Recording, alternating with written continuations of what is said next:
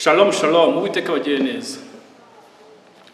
Twongeye kugaruka, Uwiteka abagire neza. Ni Evangelist Ben. Dukomeje gushima Imana ko Imana ikomeje kutwagura mu ivuga butumwa, kandi Imana ikomeje kubana natwe ndetse nawe aho ngaho uri. Imana ikomeje kutugira neza. Rero reka mbanze nsuhuza abantu ndetse mbwire n'abantu bakomeje kuba inshuti zacu neza rwose. Hari abakora amashare, hari abakora comment. Mureke twuzuze umubare, hari umubare nshaka ko twuzuza niburi 200 bijye bikurikira yicana, kandi birashoboka. Turi kuri abantu batageze kuri 500, kandi birashoboka ko Imana ishobora kubikora. Hanyuma tugakomeza tukavuga butumwa. Narabibonye abantu benshi kera baravuga ngo ibyo gukizwa ku byari by'abana, nyuma bavuga ngo ni by'abagore, ariko ubu ngubu rwose gukizwa ni ibintu biri smart. Reka babwire yuko gukizwa ubuzima budahindurwa Kristo, ko buzima nta kintu bumaze, kandi Kristo ahora atwigaragariza buri munsi uko bwije nuko bukeye. Kandi nsuhuza abantu bose rero bari mu gihugu cyacu, ndavuga amajyepfo, amajyaruguru, iburasirazuba, iburengerazuba, umujyi wa Kigali ndabasuhuza. Hanyuma n'irwota Masimbi nabo ndabasuhuza, ubwo n'aba diaspora. Uwiteka akomeza bagire neza. Kandi rwose turabashimiye ukuntu mutwandikira. Merutse kujya ahantu mura n'umuntu arambwira ati turagukunda cyane, turagukunda, ibintu uvuga ni ibintu byiza, kandi Imana igikomeza ikugire neza, iguha imbaraga zo gukomeza kubikuza. Rero biranshimisha iyo mwe n'umuntu akambwira ati sava courage. Birashoboka kandi hari icyo tugira tubona umusaruro urwana batavuze niba bari benshi, kandi nibo bagenda bakira agakiza, nabo Imana igigenda ibakomereza muri urwo rugendo rwo gukizwa. Reka dusenge twumve icyo Imana yashatse ko uyu munsi tuganiraho. Urakoze Uwiteka, turagushimye, turakwinginze kugira ngo n'ubundi ukomeze ubane natwe nk'uko usanzwe ubana natwe, kandi tubi igikoresho cyawe cyiza kugira ngo utambutse ibyo ushaka kubwira ubwoko bwawe. Turagushima yuko ukomeje kuturinda, nubwo ibibazo byaje, nubwo indwara zaje, nubwo ibyagezo byaje, ariko ntabwo byaduhitanye. Shimwa kandi rw'icyubahiro. Amasaha nk'aya ngaya tugiye kuvugana n'ubwoko bwawe. Reka Mwami Imana ubwoko bwawe bugira icyo bukuramo, kandi buhinduke rwose neza yawe. Uvuga butumwa turi gukora rigere ku isi yose. Utugirire neza, uduhe umugisha. Abagukeneye Mwami Imana bajye gukurikira cyo kiganiro, bazakira umugisha, bazakire kugubwa neza, bazakire amahoro muri mutima yabo. Ngo komeze ugire neza, tubisabye tubinyuje kuri Yesu Kristo, amen. Yesu nashimye cyane. Uwiteka abagire neza. Ikiganiro ni ibisanzwe, iyi ni ya televiziyo yanyu kandi yacu mukunda cyane. Ni televiziyo inyuraho gospel, vuga butumwa, kwamaza kugirwa neza na Yesu, gukura abantu mu bitari byiza tubashyira mu byiza, kwakura mu bubata bwa Satani tukabashyira mu maboko y'Imana. Imana iradukunda kandi Imana itwitaho. Reka babwire ngo TV niyo televiziyo cyangwa se niyo channel, muyoboro wo kuri internet ya YouTube, tuyatunyuraho tukavuga byinshi, ariko byose intego ni imwe, kwerekeza abantu mu ijuru. Intego ni imwe, no gukizwa. Intego ni imwe, no gukunda gukurikira Yesu. Njye ngaragara mu iki kiganiro cyangwa se iyi programme bita Umucyo Inspiration, ariko navuze murabivuga ko ifite ibice bibiri. Ifite igice cy'ivuga butumwa cyangwa se ibyigisho, hakaza n'icyo bita sobanukirwa. Maze rero n'abageze sobanukirwa, kandi sobanukirwa hari abantu bajya bambwira ati uzatubwire kuri ibi ngibi, hanyuma ngavuga ati nzabibakorera. Rero Imana yadushubuje kugira ngo dukore kuri sobanukirwa yacu. Rero igenda kuri Bibiliya n'ubundi n'ubumenyi bwa Bibiliya, cyese nabita Bible study. Tugende kuri Bibiliya 99 dukoresha Bibiliya, 1% dushobora gukoresha internet tugasoma ibindi bitabo, ariko 99 ni Bibiliya niwe dukoresha. Bivuga ngo dushobora kubwira ubumenyi tuba twakoresheje Bibiliya, kuko twari imirongo ushobora kubonamo, ariko ugasanga nanone ufite ubundi bumenyi.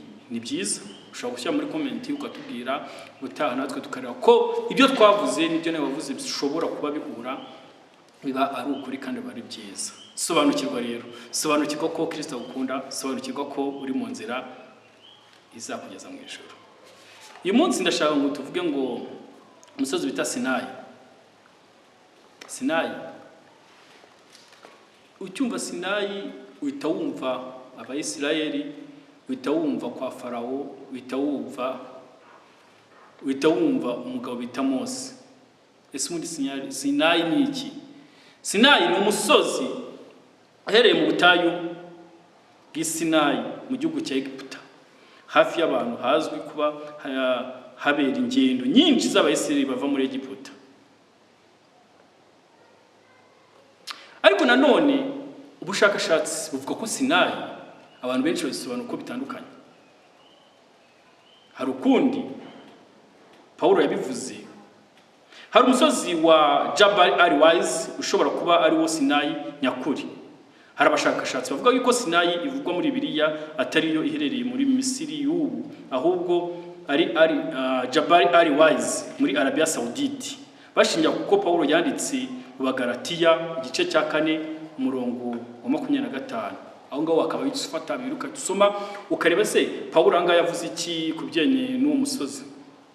Avuga ko Sinayi iherereye muri Arabia Saudite, ariko reka mbwira ukuntu yabivuzeho. Aho ubwo hagarara ni mumbe y'Isinayi uri muri Arabia. Ako ni umurongo umwe nakuyemo, wowe uraza kureba uvuge usome Bagalatiya igice cya 4 umurongo wa 25.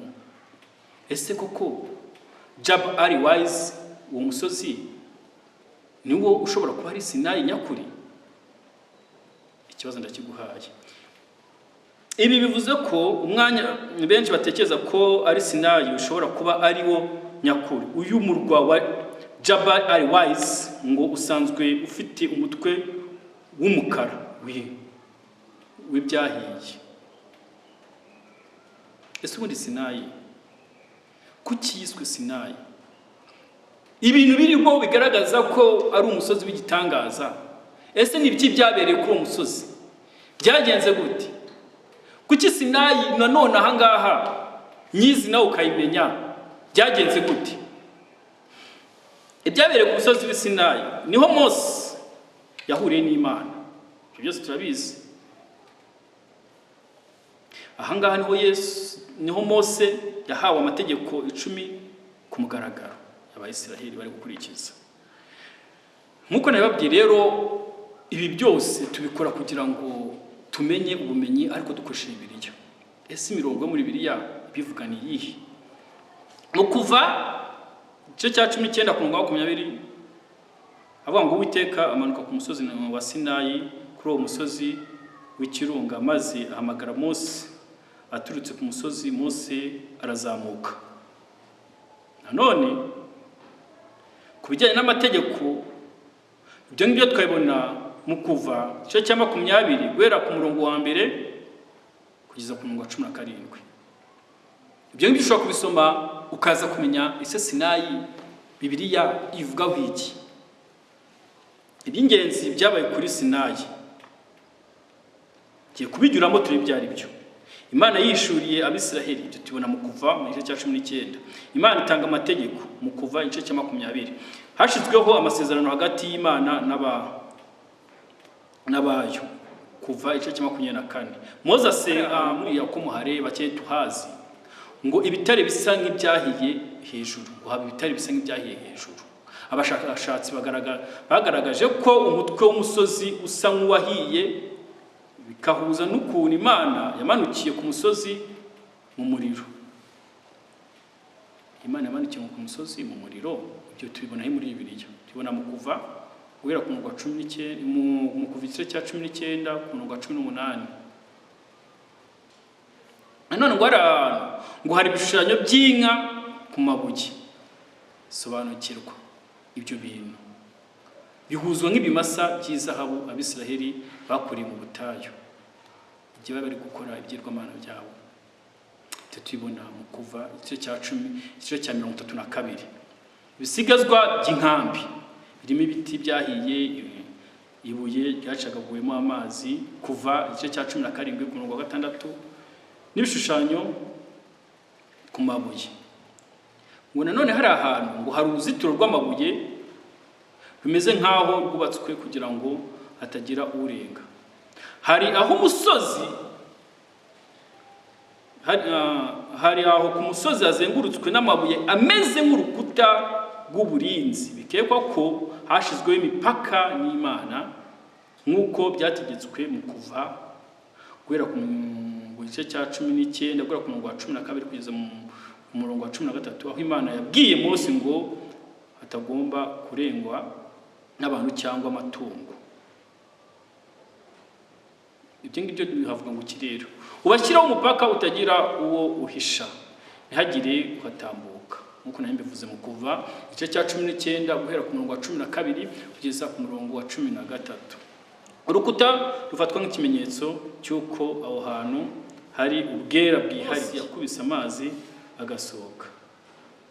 Kuva ibyo ngibyo babihuza na Bibiliya rero mu kuva igice cya 17 umurongo wa 6 avuga ngo byerekana ubwo Imana itanga igisubizo bitangaje mu butayu. Muribuka ko Mose Abisiraheli bavuze ngo turashaka amazi yo kunywa, Mose akagenda agakubita kugira amazi agasohoka mu rutare.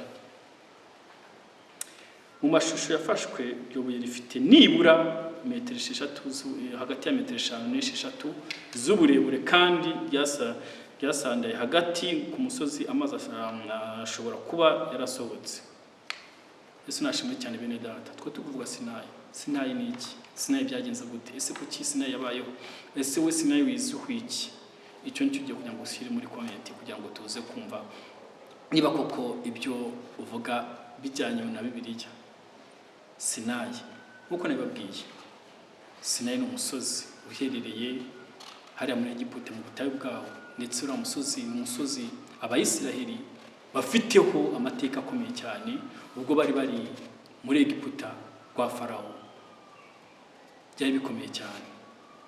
Ese ubundi nkuko nabibabwiye, sobanukirwa n'ubundi nk'icyigisho cyangwa se turasobanukirwa, ariko tukareba n'isomo twakuramo.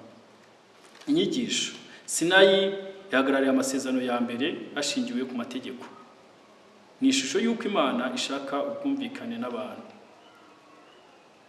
Murabizi neza ko uriya musozi ari w'amateka.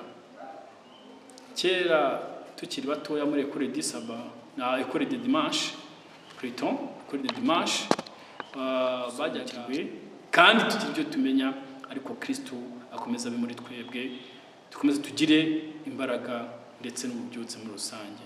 Shalom, Uwiteka abagire neza.